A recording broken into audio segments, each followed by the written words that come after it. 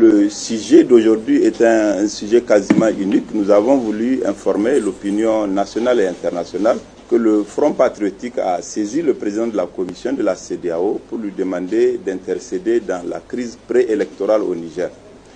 Vous savez que cela fait déjà près de 2 ans que nous nous battons pour qu'au Niger nous puissions avoir un processus électoral honnête, libre, transparent et inclusif.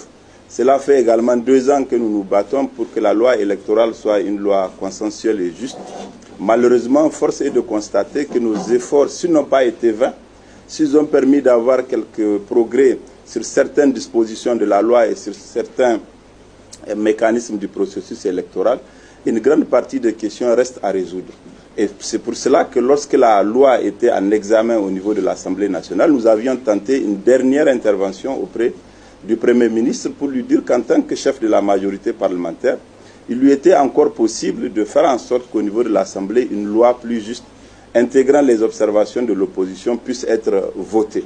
Nous lui avions même à l'occasion fait des propositions sur la composition de la CENI, sur la nouvelle composition de la direction du fichier biométrique et sur ce qu'il faut faire pour que le processus d'élaboration des actes d'état civil et le processus d'édition des cartes biométriques soient des processus inclusifs et transparents.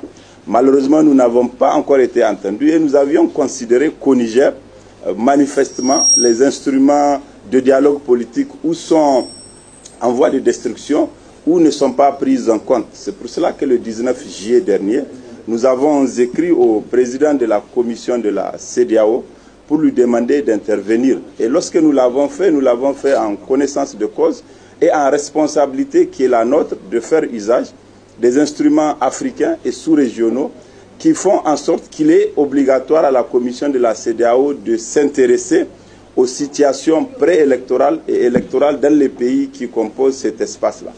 Pour cela, il y a des textes africains et des textes au niveau régional qui font que, premièrement, on considère que l'autorité qu'on peut avoir aujourd'hui dans le cadre démocratique, elle ressort et elle est issue des élections. Deuxièmement, les textes de l'Union africaine et de la CEDEAO considèrent également que la gestion du processus électoral, la composition de l'organe électoral participe de la prévention et de la gestion des conflits et qui permettent de faire en sorte que nous puissions prévenir les conséquences qui peuvent aboutir. Donc c'est au nom de cette responsabilité-là que nous avons écrit au président de la Commission le 19 juillet et nous lui avons rappelé qu'il y a des textes au niveau de l'Union africaine qu'il doit observer. Il y a des textes que le Niger a délibérément et régulièrement ratifiés qui font obligation au gouvernement du Niger d'avoir un meilleur comportement, d'avoir un comportement démocratique minimal. Et ce texte-là, par exemple, impose au gouvernement du Niger de faire en sorte que l'organe national chargé des élections soit un organe consensuel et un organe inclusif. Il y a pour cela 4 textes que nous avons visés dans la lettre. Je crois qu'on vous a donné copie de toutes ces lettres-là pour que vous voyez ce que nous avons dit au président de la Commission de l'Union africaine, de la CEDEAO, pardon. Le premier texte, c'est la déclaration de l'Union africaine sur les principes régissant les élections démocratiques en Afrique et suivant lesquels j'avais rappelé le principe. Le premier principe, c'est que les élections démocratiques sont à la base de l'autorité de tout gouvernement représentatif. Et un autre principe qui dit la tenue d'élections démocratiques est une dimension importante de la prévention, de la gestion et du règlement de conflits. Ça, c'est la déclaration de l'Union africaine qui dit. Donc, elle fait obligation à tout gouvernement qui a ratifié cette déclaration de faire en sorte que l'organisation et la tenue des élections ne soient pas une occasion de conflit ou d'exacerbation du conflit lorsqu'il existe déjà. Or, au Niger, le comportement du gouvernement du Niger ne participe pas à créer les conditions de la paix, de la stabilité et de la cohésion à l'occasion des élections. Je pense qu'eux-mêmes, au niveau du gouvernement, et le président de la République lui-même le dit souvent, nous avons des institutions très fragiles. Nous avons vu que non seulement elles sont fragiles, ces institutions au Niger, mais on peut même les caporaliser. On peut les mettre au service d'un parti ou d'un candidat de parti. Lorsqu'il y a 2 mois ou 3 mois, j'avais dit que c'était un parti-État, certains avaient trouvé que j'étais dur ou excessif. Aujourd'hui, nous nous rendons compte que l'ensemble de l'appareil de l'État, des ressources de l'État, des attributs de l'État sont mobilisés pour le compte d'un parti. Or, la Constitution l'interdit, les lois de notre pays l'interdisent. Pourtant, il est possible aujourd'hui au Niger, malgré presque 27 ans ou 30 ans de démocratisation, qu'un parti puisse arriver au pouvoir et puisse être capable non seulement de domestiquer l'ensemble des institutions, mais de mettre en marche toutes ces institutions-là pour le profit d'un candidat et d'un seul candidat. Le deuxième texte, c'est la Charte africaine de la démocratie, des élections et de la gouvernance. Et cette charte-là, elle engage l'ensemble des États africains qui l'ont ratifiée de créer et renforcer les organes nationaux indépendants et impartiaux chargés des élections. Donc la charte parle des organes indépendants et impartiaux. Or, au Niger, probablement depuis les 25 ou les 27 ans, c'est la première fois que nous avons une composition quasi monocolore d'un organe chargé des élections. Nous avons eu des difficultés sur les 25 années, souvent sur la question du processus électoral, mais c'est la première fois qu'il y a une hostilité ouverte et manifeste contre la composition d'un organe chargé des élections. Et c'est la première fois aussi qu'un pouvoir en place a réussi à avoir une coloration quasi unique de cet organe-là. Donc, en application de cette charte-là, nous avons demandé à ce que la commission de la CEDEAO impose au gouvernement d'avoir une nouvelle attitude, d'avoir une nouvelle composition de notre organe chargé des élections, pour garantir sa crédibilité, sa légitimité et aussi son indépendance. Nous avons également visé le traité révisé de la CEDEAO qui pose quelques principes fondamentaux, mais j'ai retenu celui qui me paraît le plus important ou le plus opportun ici en l'occurrence, c'est la promotion et la consolidation d'un système démocratique de gouvernance dans chaque État membre tel que prévu par la déclaration des principes politiques. Et le dernier texte que nous avons visé et que nous avons rappelé au président de la commission de la CEDEAO, c'est le protocole additionnel relatif aux mécanismes de prévention, de gestion, de règlement de conflits, de maintien de la paix et de la sécurité, qui souligne en son article 3 et de manière explicite les organes chargés des élections doivent être indépendants et ou neutres et avoir la confiance des acteurs et protagonistes de la vie politique. En cas de nécessité, une concertation nationale appropriée doit déterminer la nature et la forme des 10 organes. Voilà ce que le texte dit. Et lorsque ce texte-là a été conçu, je pense qu'ils n'ont pas imaginé une situation au Niger, au Mali ou au Burkina. C'est un principe de bon sens et c'est un principe de nécessité politique qui permettent l'inclusivité et la confiance des différents acteurs dans le processus électoral. Et lorsqu'on lit cet article 3, on sait qu'il n'est pas du tout respecté au Niger, que nous sommes dans un processus en dehors des lois du Niger, en dehors du processus électoral ou de la tradition électorale de notre pays, mais également en dehors des principaux textes africains et communautaires en matière d'organisation des élections, en matière de composition des organes chargés des élections. Donc voilà les principaux textes que nous avons rappelés et que la CEDEAO connaît par ailleurs parce qu'elle a quand même une grande expérience et une grande tradition d'implication dans la gestion des processus électoraux. Mais nous l'avons fait parce que nous sommes préoccupés par la situation de notre pays. 2 ans de combat au sein du Niger, fait de manifestations, de déclarations et surtout de très grande bonne volonté à l'endroit du Premier ministre, président du CNDP, auquel à chaque fois nous avons fait et nos observations et les propositions qui nous paraissent être capables de porter un consensus positif nécessaire pour les élections. Donc voilà, chers amis de la presse, en résumé, ce que nous avons voulu vous dire aujourd'hui, au niveau de l'opposition, au niveau du Front patriotique, nous avons demandé à la CEDEAO de s'impliquer, de s'intéresser à ce qui se passe au Niger. Nous avons peur que le gouvernement ne veuille préparer un coup de force, un hold-up électoral, utiliser les moyens des lois qu'il s'est taillé lui-même sur mesure, utiliser les moyens de l'État, utiliser les moyens des institutions de la République qu'il a confisqués pour organiser un passage en force en 2020. Je sais que l'histoire du Niger nous a démontré qu'il n'est pas possible que quelqu'un, qui qu'il soit, quelle que soit la position qu'il occupe, puisse envisager de passer par un hold-up au Niger. Il ne sera pas question, et de toute façon, les organisations citoyennes et les organisations politiques de notre pays se battront pour que ceux qui seront élus soient issus des élections transparentes, honnêtes et libres. L'intérêt pour nous, c'est le Niger. L'intérêt, ce qui est en jeu, ce n'est pas la position d'un parti, ce n'est pas ce qu'il deviendra et ce qu'il sera aux élections, mais c'est ce que sera la démocratie dans notre pays, ce que seront les institutions de la République dans notre pays à l'issue de ces élections. Donc, encore une fois, merci pour votre participation. Encore une fois, nos excuses pour ces petits retards-là. Voilà un résumé pour ne pas abuser de votre temps, ce que j'ai voulu vous dire aujourd'hui au nom du Front patriotique. Merci.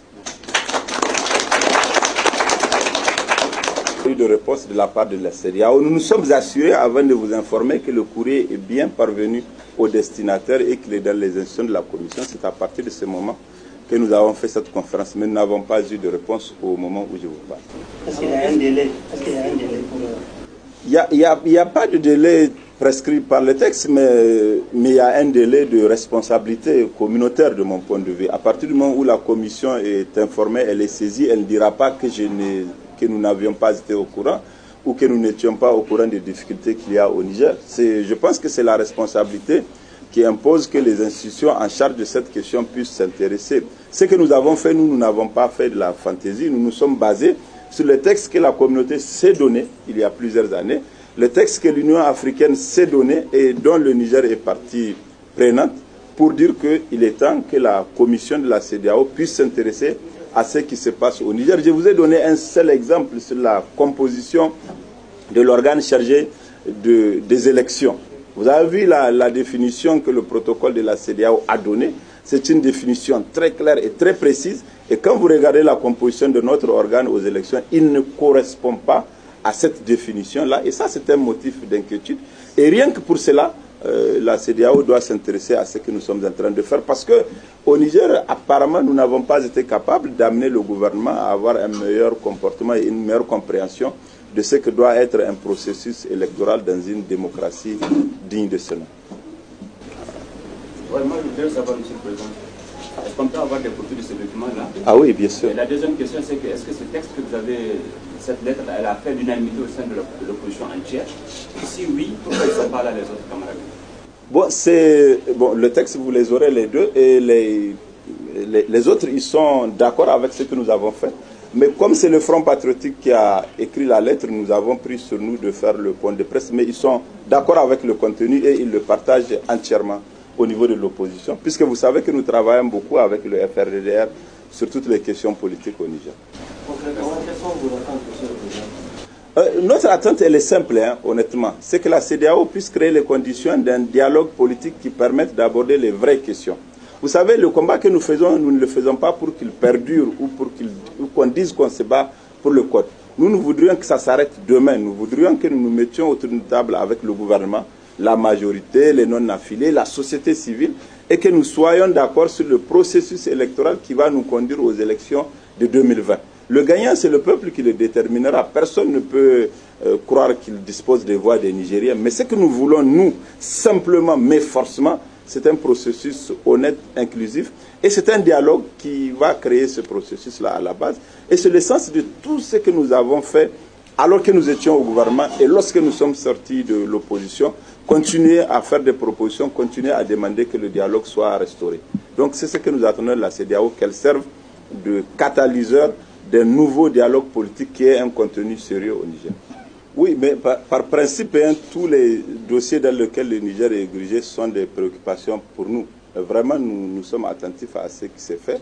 Mais ça commence à devenir une tradition de ce gouvernement-là, à mon avis, de créer des situations dans lesquelles le seul perdant, c'est le Niger, et les seuls gagnants, ce sont des individus ou des personnalités presque du pouvoir, par des moyens qui souvent ils arrivent à créer. Donc je ne connais pas bien le processus dans lequel ce dossier est géré. Mais par principe, nous sommes attachés à la défense des intérêts du Niger et nous sommes soucieux à ce que le gouvernement ne crée pas de situations dans lesquelles finalement c'est les ressources des Nigériens qui sont utilisées pour payer les fautes des personnalités ou que des gens auront commises. Donc je dis ça, c'est une position de principe. Je ne connais pas bien ce qui est en cours ou ce qui est en jeu, mais par principe, je suis attaché à ce qui préserve les intérêts du Niger. Et si ce sont les intérêts du Niger qui sont en cours, bon, on peut déterminer une position par rapport à ça. Mais il y a des questions plus graves, à mon avis, et quotidiennes, de manière permanente. On voit ce que la gouvernance au Niger produit. De manière, je pense que c'est devenu la règle, c'est devenu une norme aujourd'hui, que le gouvernement puisse penser qu'il s'affranchit de tout pour faire tout. Je pense que l'erreur que ce gouvernement commet, elle est la plus importante, c'est de croire que lorsqu'on est élu, on devient propriétaire des institutions de la République et qu'on devient propriétaire de l'État du Niger, au point où on peut tout faire. Tout absolument, quel que soit l'espace que vous prenez, quel que soit le domaine que vous envisagez, que ce soit un domaine public ou privé, ce gouvernement a tout fait. Et je suis sûr que tant qu'il n'y a pas de barrière démocratique qui puisse l'empêcher de le faire, il continuera à le faire parce qu'il a tout testé. Il a tout essayé, toutes les défenses ont été quasiment battues en brèche et ça fonctionne comme cela. Donc je pense que la profonde inquiétude, c'est ça, c'est d'éviter que les républiques soient privatisées et qu'elles soient comme ça fonctionne au Niger. Je sais que même lorsqu'on le dit souvent, les gens disent non, ils disent parce que simplement ils sont opposants. Mais le problème, j'ai peur que lorsqu'on se rendra compte qu'on n'a plus de république, qu'on n'a plus de capacité démocratique à agir et à changer de comportement, que ça ne soit trop tard. Ce qui est arrivé dans les autres pays aussi avait commencé comme ça. Il ne faut pas croire qu'il y ait des pays faits pour subir la dictature. Il ne faut pas croire qu'il y a des pays spécialement faits pour subir des régimes autoritaires qui durent 20 ans, 30 ans, 40 ans. Ce n'est pas vrai. Toutes les fois que les peuples ou les pays pensent qu'ils peuvent s'accommoder d'un abus, puis d'un deuxième abus, puis d'un troisième abus, c'est ainsi de suite que les systèmes autoritaires s'installent et ils s'installent pour de bon. Donc, c'est pour cela que nous ne faisons pas économie de notre énergie pour attirer l'attention des Nigériens et pour nous battre pour empêcher que cela se produise. Parce que lorsque cela se produira, nous n'aurions plus que nos yeux pour pleurer. Et donc, c'est ça que je ne veux pas que ça arrive au Niger. Il faut que les Nigériens soient debout et qu'ils se battent. C'est un engagement individuel. Hein. De toute façon, si nous ne le faisons pas, eh bien, regardez ce qu'il y a aux alentours. Les pays, les régimes qui ont 20 ans, 30 ans. Ils ont commencé comme ça, avec quelques organisations ou quelques partis qui se battent, mais avec une grande masse silencieuse qui ne disait rien. Aujourd'hui, cette masse veut parler, mais elle est quasiment anesthésiée, elle est inhibée, elle n'a même peut-être plus de capacité de renverser quoi que ce soit. Donc agissons, empêchons que notre pays ne soit transformé en une institution privée ou en une république privatisée au profit de quelques personnes ou de quelques individus. Merci. D'accord.